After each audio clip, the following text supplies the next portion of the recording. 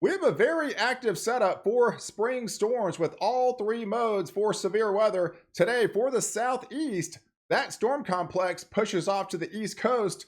Tomorrow, then a big warm up arrives for the weekend, and then yet another system will come in for early next week. We got a lot to cover in this update, so let's really delve into the details. We got a area of low pressure. This is the powerful upper level low we've been tracking for several days now. That actually tracks right across the Dallas-Fort Worth area later on this afternoon.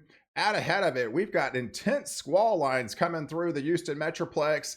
That only intensifies as you get into Louisiana, back into Mississippi. They've got dangerous tornado outbreak potential today. That storm system in the northern mode lifts northeast. That also includes a severe weather threat as we head into the Ohio Valley tomorrow. And then we'll have the southern flank of the storms that will push off to the east coast and will impact these areas into Georgia as well as into the Carolinas as we get into tomorrow time frame. So I appreciate all my subscribers out there. If you are new to the channel and like detailed weather breakdowns, hit the subscribe button and you're in. You get all my daily content on this channel, and I would love to reach 250,000 subscribers by the end of April, and you can help me get there by subscribing to the channel and following all my daily content. So let's really get into it, folks, because this is a dangerous day ahead. This is your wind outlook. We've already had wind gusts reported in Galveston Bay of 71 miles an hour this morning with that storm complex coming across. But as it gets into Louisiana later on this morning, those winds intensify even further. And there we do have that moderate risk for severe weather later on this morning into the afternoon. Yes, that is a 45% probability. Anywhere within a 25-mile radius of this given point, you could see some intense wind gust of that 70, 80. There might even be some isolated amount areas conclude 90 miles an hour. Is definitely not out of the question with this storm complex from Lake Charles into Mississippi here, as well as into portions of Alabama. And unfortunately, the tornado complex is high, folks. We do have an elevated risk for strong tornadoes later on this morning into the afternoon, highlighted across Lake Charles, into New Orleans, back into the Mobile region, as well as into Jackson. And then further north, it's not as intense, but you still have the probability all the way up to Birmingham, as well as into Nashville. And the very heavy rain is intense. In fact, we had a city, Kirbyville, out there in East Texas there. They already had flash flood emergencies this morning, and they've almost picked up a foot of rain already, folks. That's the intensity of this storm system, with a moderate risk for excessive rainfall across the south. And that rainfall just extends with that northern mode all the way up into Illinois, as well as into Indiana. And then eventually that will creep over into Ohio. So we're going to dive deeper into the forecast. But first, a word from my sponsor. As we welcome the warmth of spring, there's something truly comforting about starting your day with a delicious bowl of cereal. And today, I'm beyond excited to reintroduce you to the Breakfast of Champions, Magic Spoon, the sponsor of today's video. Now, for someone like me who's all balanced and taking care of myself, finding a delicious, simple, high-quality option can be a bit of a quest. But with Magic Spoon, it's a total game changer. Magic Spoon's not just a cereal, it's cereal reimagined for the modern soul. 0 grams of sugar, 13 to 14 grams of protein, 4 to 5 grams of net carbs per serving. That's some serious breakfast fuel. Only 140 calories per serving for this cereal, keeping you energized and ready to conquer the day. And those treats, a mere 1 gram of sugar, 11 to 12 grams of protein, high in fiber, and 1 to 2 grams of net carbs, the perfect guilt-free indulgence to satisfy your cravings. Now here's the best part. You get to build your own dream box with all the favorite flavors. Just use my code PAL for an extra $5 off your order. They've got all the classics like fruity, frosted, peanut butter, and maple waffle. And wait, there's more. Honey nut, blueberry muffin, birthday cake, cinnamon roll, and chocolate chip cookie. Magic Spoon believes so much in their product that they offer a 100% happiness guarantee. You can visit magicspoon.com/pal. Let's enjoy some tasty breakfast and brighter days ahead. Let's talk about the setup for later on this afternoon. Here we got the storm complex. This is your upper level low that's highlighted across the North Texas region. Out ahead of it, we got these intense squall lines, these MCV type systems that will move across, sending those pulses of higher wind gust. And unfortunately, the tornado parameters are getting more elevated as we speak. So that will increase the tornado threat later on this morning as we get into the afternoon time frame, especially across into Louisiana as well as into Mississippi. This is what the radar depiction could look like as we get into that 1 o'clock time frame. That upper level low tracks right over North Texas. This is likely not severe, but that will spread heavier rains back in the area for them. And then as the low pressure center starts to move, it'll kind of expand, and as it does, it'll spread its rain bands further north. So you're going to get some heavier precipitation moving into Missouri by then, back into areas into Kentucky, western Tennessee. But further south is the main area that we're concerned about for all three modes of severe storms, with this complex racing across into the afternoon with very intense winds approaching that 80 miles an hour range, and heavy lightning, as well as large hail, and also strong tornadoes is definitely a possibility. In fact, look at the tornado watch that's already set out this morning. This was issued into the overnight that goes on till 9 o'clock. And yes, that's a couple tornadoes possibly. We've already had several tornado warnings unfold across this region. But as I was doing this update, the tornado parameters are starting to amplify. So we're going to start to see this increased threat really start to intensify as we get deeper into the morning time frame, with those 80-mile-per-hour wind gust is not out of the question. And looking at the helicity values, yeah, that's pretty intense, folks. Right across the south, this is where the warm sector is. It's not a fairly intense area, but where it is, really along the coast there into southern and central Louisiana, as well as into Mississippi and Alabama, those could be some intense supercell thunderstorms.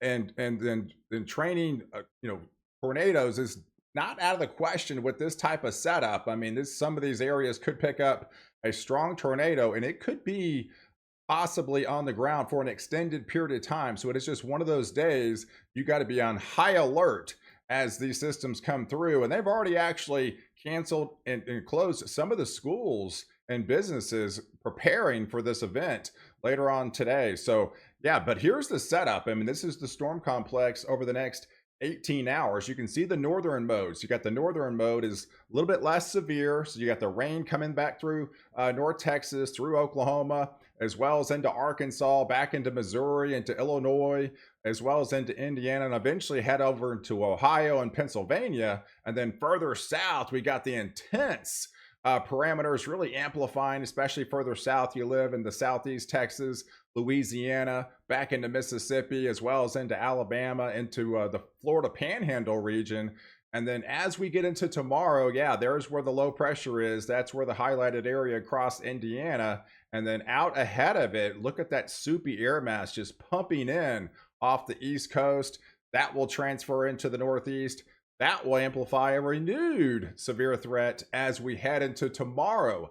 Definitely not as intense where we're going to look at today, but you still could see some larger hail and some damaging winds. But with this particular setup, and an isolated tornado within this slight risk is not out of the question, folks. And the Florida and the northern Florida area, back into southeastern Georgia, as well as into the Carolinas, swinging up into Virginia. And then we'll have a little more tense where the low pressure is going to follow into eastern Kentucky, as well as in Ohio, into West Virginia, and getting into Pennsylvania, especially into the Pittsburgh region. Those could be some pretty intense thunderstorms as we head into Thursday afternoon. And look at the overall wind gust over the next 48 hours. Pretty intense, folks. This is outside of the severe threat. So you don't even have to have a severe thunderstorm to get some pretty intense winds that will be racing across the deep south, across the Missouri Valley, through the Tennessee Valley, as well as up to the East Coast. All these red parameters here, that's approaching those 60,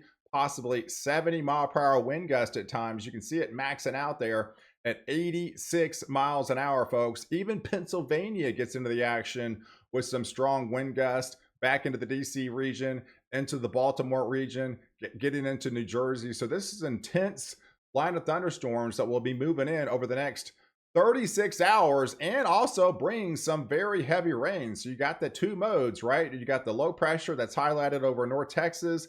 That will lift northeast. That puts a rain of precipitation, less severe, further north, back into Arkansas, through those areas into Kentucky, into Illinois, back into Ohio, as well as even to portions of Michigan. And then you got the southern mode, the more intense.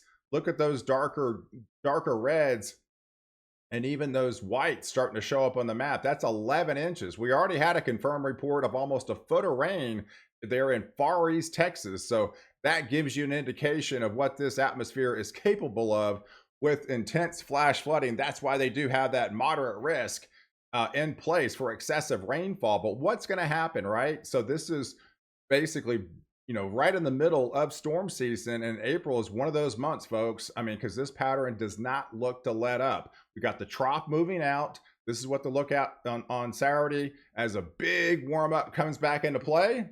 And then yet we have another trough that's going to be building in off the West Coast for this weekend. And underneath that, this is what it looks like. So you got the big warm up, you got the one trough moving out, big warm up into the middle of the country as we head into Saturday. Those anomalies surge back at 10, 15, almost 20 degrees above average. There's the trough highlighted over California. That puts the cooler anomalies. That puts the precipitation back into California. So all of California pretty much gets back into the action with at least light to some moderate rain showers during the day on Saturday. But look what happens in the middle of the country, right? Big warm up, starts to dry out, starts to intensify the atmosphere, yet once again waiting for this other trough that's going to be coming in off the West Coast. And this is another signal that we could be looking at yet another multi-day event as we head into early next week. This is your temperature anomalies from the Climate Prediction Center, highlighting that big warm up. Look at the warm sector, well above average for this time of year across the central and eastern 2/3 of the US, while we have the trough highlighted off across the West Coast. That is always a nasty setup as we get into peak time of severe weather season, which we are approaching, folks. And that just puts yet another significant trough moving in, highlighted across deja vu, right? Northwestern portions of Nebraska.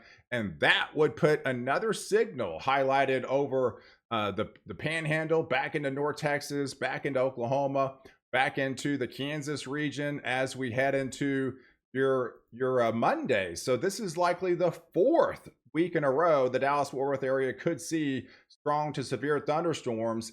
And yeah, this is a rare event that the Storm Prediction Center, even this far out, this would be 6 days, folks. This is Monday, to put their first enhanced risk of the season this far out. So this is likely going to be another intense event as we're going to have that powerful low pressure center really start to set up shop, taking advantage of the warm sector again. We could have numerous supercell thunderstorms start to fire up just to the southeast of that low pressure center, highlighted across portions of northwest Texas, back into Oklahoma, into the Kansas region, into Nebraska, and those will eventually swing over into Missouri as well as into Iowa, right? So here's a low pressure dominating feature, 987 millibar low pressure. That would be an intense low over the plains with taking advantage of those warm anomalies. And you've got the kind of the negatively tilted trough coming in.